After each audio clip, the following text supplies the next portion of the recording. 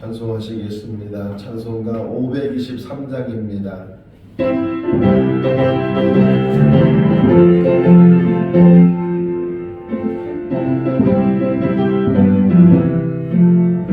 모두 제약길에서 없는 날같이 모든 사람들 찾아 헤맨다. 자비하신 하나님 독생자를 보내사 너를 지금 부르니 나오라.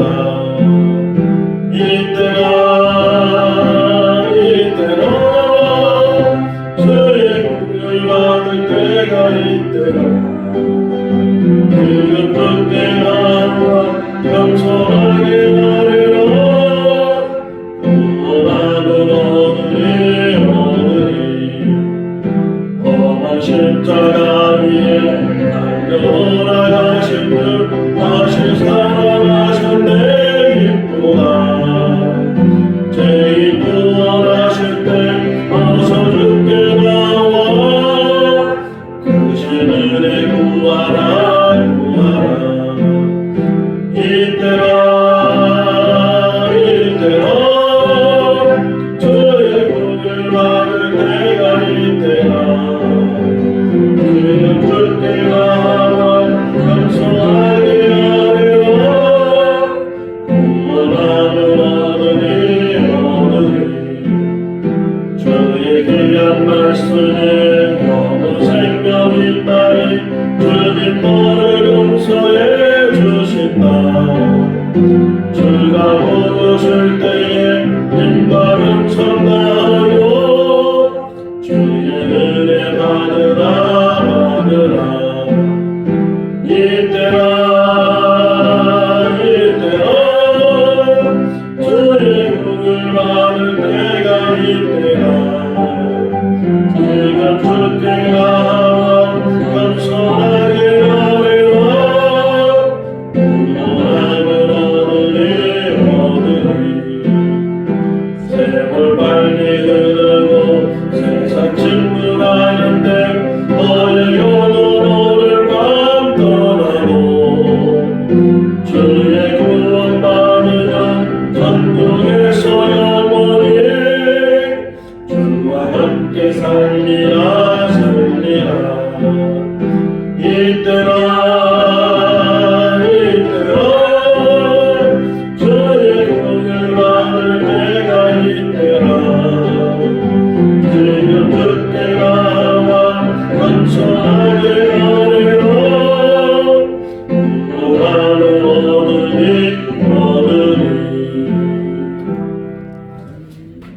열왕기상 11장 1절에서 13절 말씀입니다.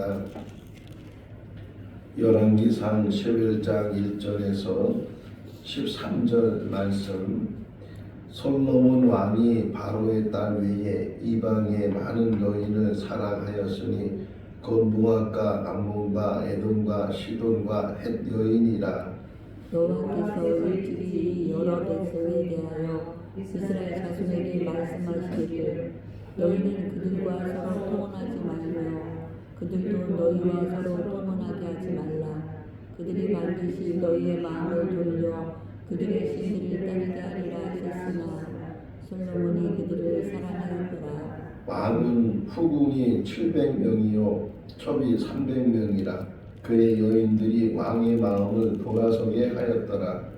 솔로몬의 나이가 많을 때에 그의 여인들이 그의 마음을 돌려 다른 신들을 따르게 하였으므로 왕의 마음이 그의 아버지 다윗의 마음과 같지 아니하여 그의 하나님 여호와 앞에 온전하지 못하였으니 이는 시돈 사람의 여신 아느사 숫을 따르고 암몬 사람의 가증한 밀곰을 따름이라. 솔로몬이 여호와 앞에서 악을 행하여 그의 아버지 다윗이 여호와를 온전히 따름같이 따르지 아니하고 모압에 가증한 그 모수를 위하여 예루살렘 앞 산에 산당을 지었고 또 암몬 자손의 가증한 몰록을 위하여 그와 같이 하였으며 그가 또 그의 이방 여인들을 위하여 다 그와 같이 한지라.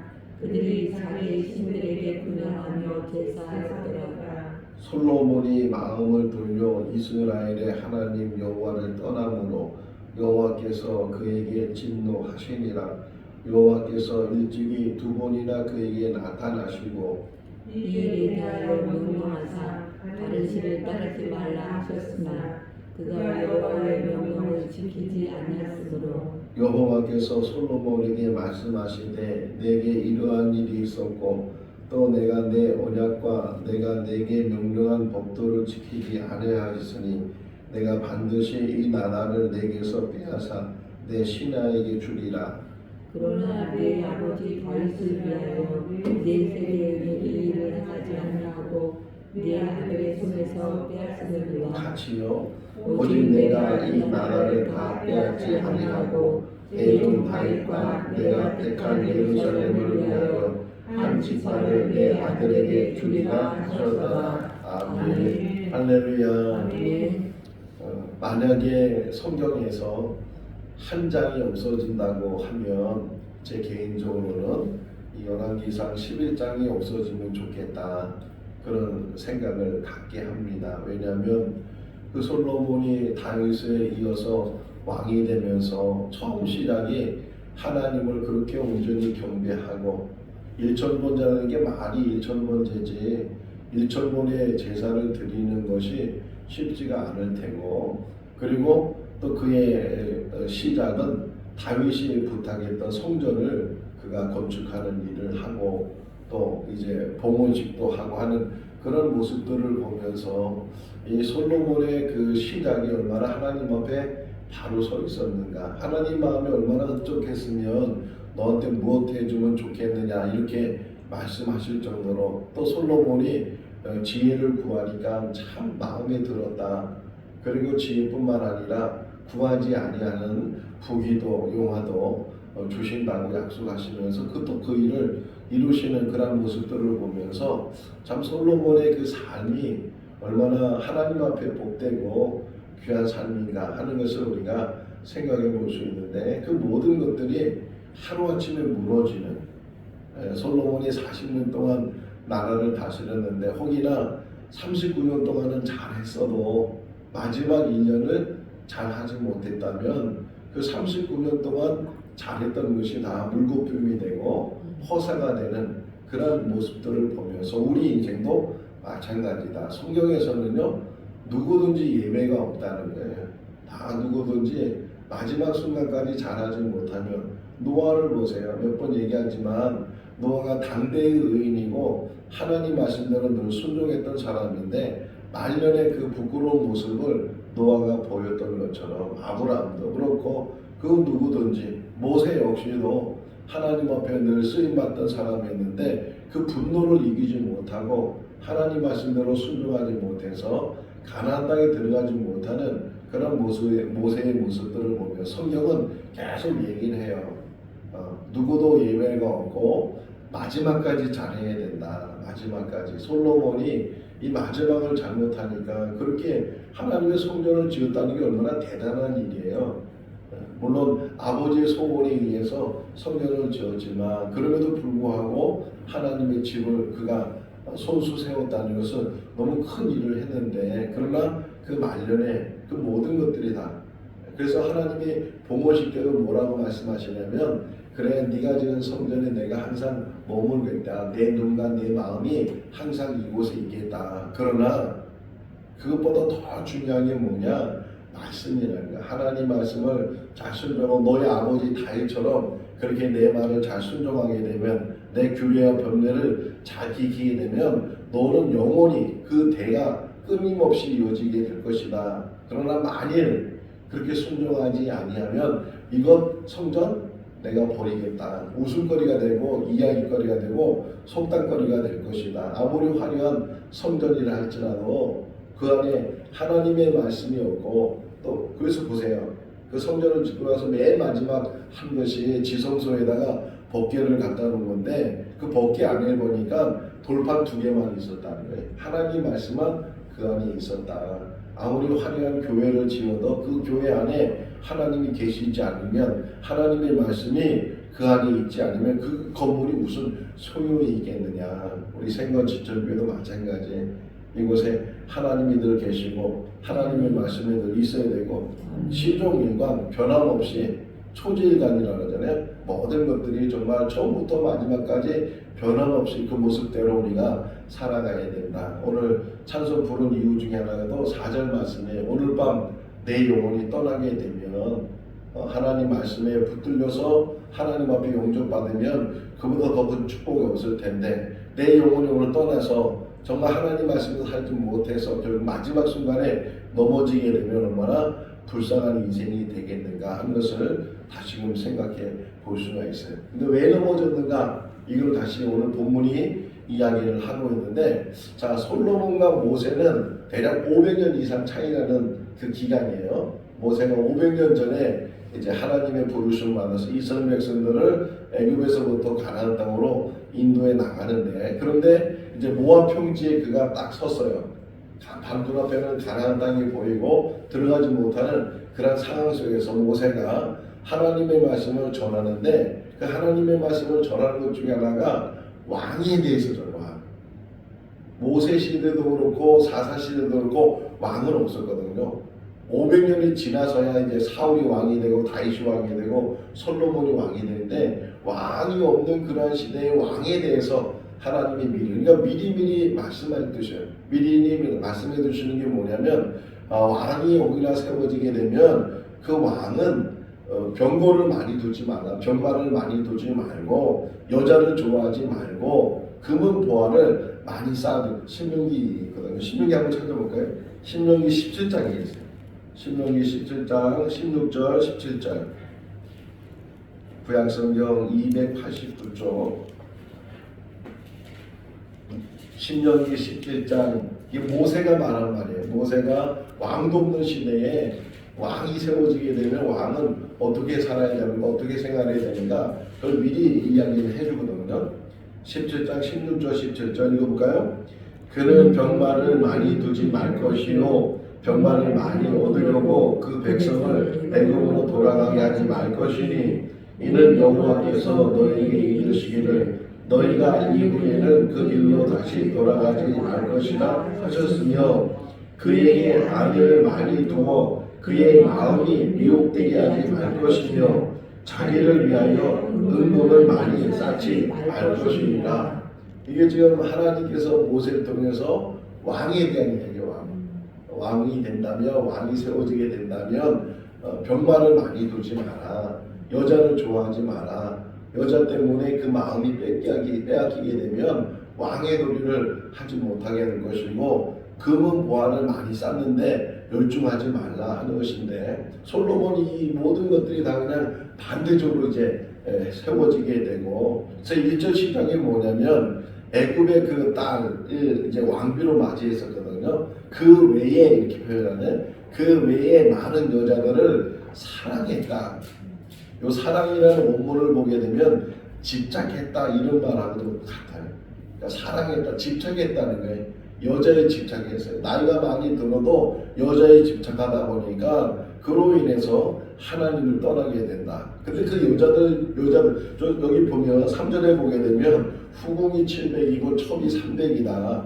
도합 1000명이잖아요. 이 1000명의 여자들을 그 조그만 땅덩어리에서 1000명의 여자를 데리고 살았으니 얼마나 그리고 또 한 여자마다 다 집을 하나씩 해줘야 될 거 아니에요. 다 나름대로 집을 하나 다 해줘야 되니까, 그래서 40년 동안 그가 하는 일이 뭐냐, 건축하는 일이었고 백성들을 노역시키는 일이었고, 이런 일 때문에 나중에 백성들이 원망하게 되고 그 아들이 왕이 되려고 했을 때 하소연하는 그런 모습들을 보게 되는데, 더욱이 하나님이 금하신 것이 있어요. 모세를 통해서 하나님께서 이스라엘 땅, 가나안 땅으로 들어가는 이스라엘 백성들에게 너희는 그 안에 살고 있는 7 족속을 다 진멸시켜라. 그들과 결혼하지도 마라. 그런데 보세요. 1절 끝부분에 보게 되면 모압과 암몬과 에돔과 시돈과 헬련이 이런 여자들, 이런 결혼을 금한 여자들과 더불어 이렇게 후궁으로 맞이하게 되고 첩으로 맞이하게 되고 이런 여자들은,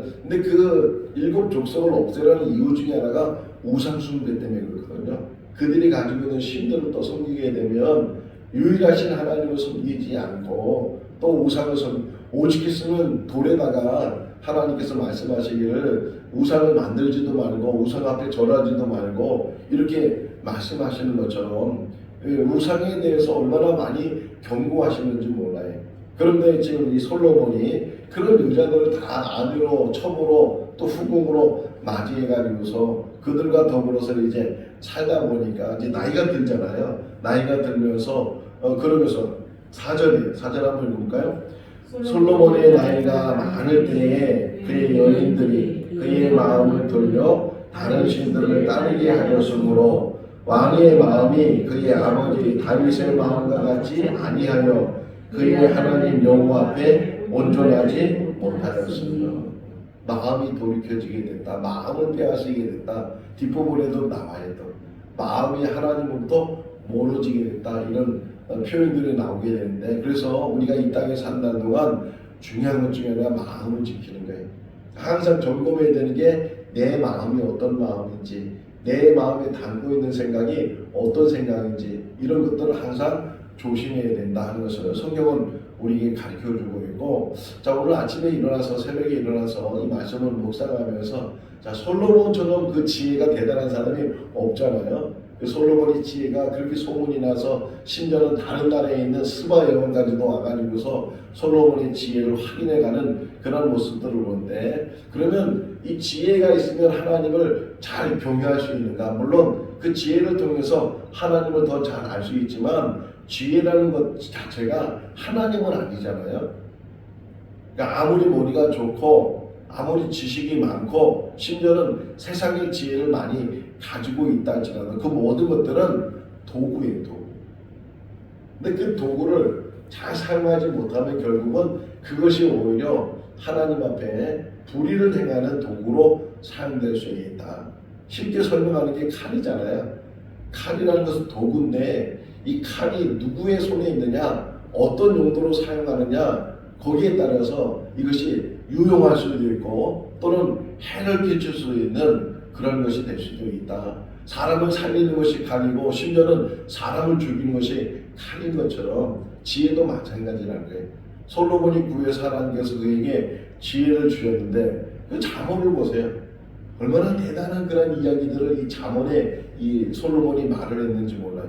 근데 그게 말뿐이었잖아요. 지혜가 뭐라고요? 잠언에서 지혜는 하나님을 경외하는 것이다. 그것이 지혜의 근본이다. 지식의 근본이다. 이렇게 말하는 사람이 솔로몬인데 말은 그렇게 해놓고서 지금 보세요. 말년에 나이가 많이 들어 그가 마음을 여인들에게 더 빼앗기게 되고 그 마음을 돌이키게 되니까 그 여인들이 가지고 있는 우상을 심지어는 여기 표현이 뭐냐면 예루살렘 앞에다 성전 앞에다가 산당을 지어놓고 그 모습을 섬기게 하고 몰록이라고 써있죠.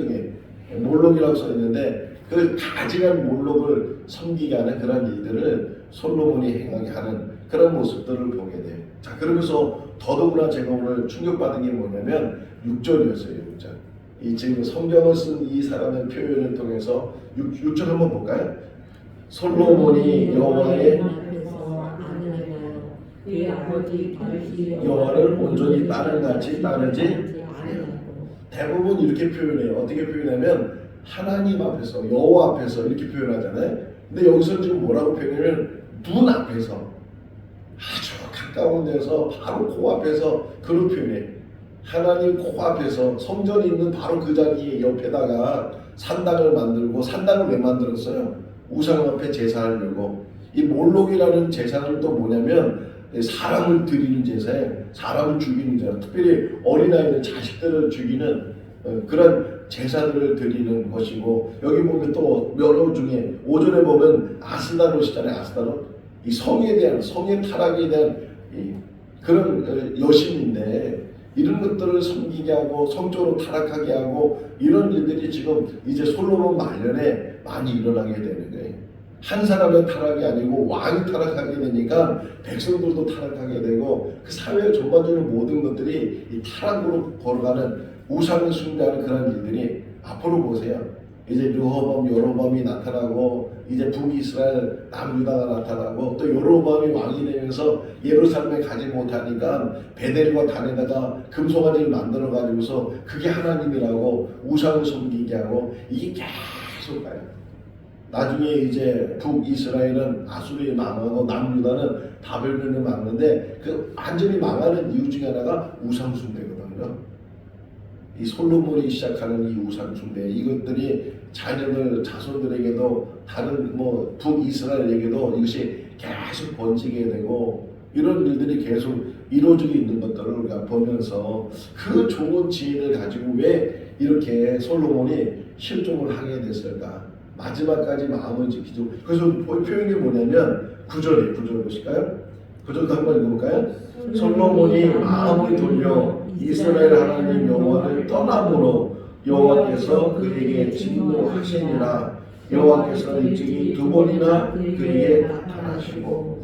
이것을 묵상할 때마다 마음이 아팠어요. 오늘 새벽에도 이걸 몇 번씩 읽으면서 그 마음이 여호와께로부터 떠나버렸다. 하나님을 또 얼마나 속상했을까. 그래도 하나님을 믿었고 하나님을 정말 그게 뭐 해주고 싶은 거 다 해주면서 그랬는데 기대를 했는데 그 기대에 어긋나는 그런 솔로몬의 모습을 보면서 얼마나 하나님이 큰 실망을 했을까. 지금도 하나님 우리에게 기대를 갖고 계셔요. 근데 그 기대를 우리가 저버릴 때가 있어요. 망각할 때가 있어요. 떠날 때가 있어요. 하나님의 기대에 떠나지 않도록, 하나님 기대에 어긋나지 않도록, 하나님 기대에 더 가까이 갈 수 있도록. 제가 교제하는 목사님 그 예배를 저도 가끔 들어가서 같이 예배 드리거든요.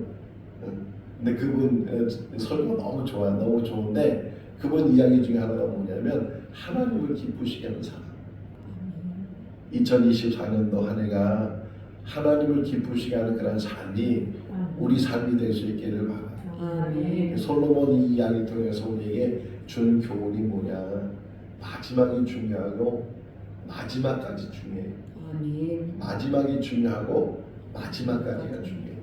아무리 잘했어도 이전에 아무리 그렇게 신앙이 좋고 믿음이 좋고 그렇게 교회에 열심히고 충성하고 그랬다 할지라도 마지막 넘어지면 마지막까지 이기지 못하면 그 모든 것들이 무슨 소용이 있겠느냐. 에스겔서에서 가르쳐줘요.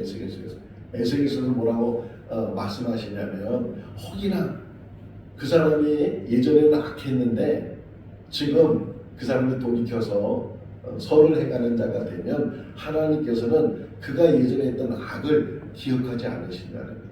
또 반대로 그 사람이 예전에는 선했는데 지금은 그가 악을 행하게 되면 하나님께서는 그가 전에 했던 선을 기억하지 않으신다는 거예요. 뭐가 중요하다고요? 지금이 중요해요. 지금이라는 게 언제? 계속 이어지는 거잖아요. 마지막까지. 숨을 거두는 그 순간까지. 하나님의 부르심 받는 그 순간까지. 변함없이, 흔들림이 없이 변질한다는 거죠. 변질하지 않고 배반하지 않고 끝까지 그 믿음 붙들고 천국 가는 그날까지 그 믿음 안에 사는 우리들이 될 수 있기를 바랍니다. 자, 그러면서 이제 하나님이 마지막 뒷부분이 뭐냐면 솔로몬에게 나타나셔서 내가 이제 도저히 참을 수가 반드시라는 말이 나와요. 반드시 11절 뒷부분을 보게 되면 반드시 이거는 꼭 하신다는 거예요. 꼭 하신다 이런 뜻인데 반드시 이 나라를 너의 신하에게 줄 것이다. 그럼에도 불구하고 다윗을 생각해서 솔로몬을 생각하는 게 아니고 그의 아버지 다윗을 생각해서 이 예루살렘을 좋아했던 이 다윗 때문에 이 예루살렘은 너의 아들에게 줄 것이다. 한 지파에게 줄 것이다. 이렇게 말씀하시는 것을 보면서 이제 앞으로 열왕기 상을 또 열왕기 하를 쭉 보면서 기준이 생겨요. 기준이 뭐냐면 다윗과 같이 살았느냐, 다윗과 같이 살지 않았느냐, 이게 기준이 되는데 물론 다윗도 실수한 사람이잖아요. 실수하고 또 하나님 앞에 늘 불의를 행했던 사람이지만 그럼에도 불구하고 돌이키고 하나님 앞에 자복하고 엎드리고 시편 51편을 보세요. 바세바를 범한 후에 그가 회개하면서 쓴 시가 시편 51편인데 정말 상한 심령을 하나님께서는 원하시고 돌이키는 자를 하나님께서는 용서하시고 그런 고백들을 하고 있는 것처럼 이 솔로몬이 그런 말씀을 하시는 거예요.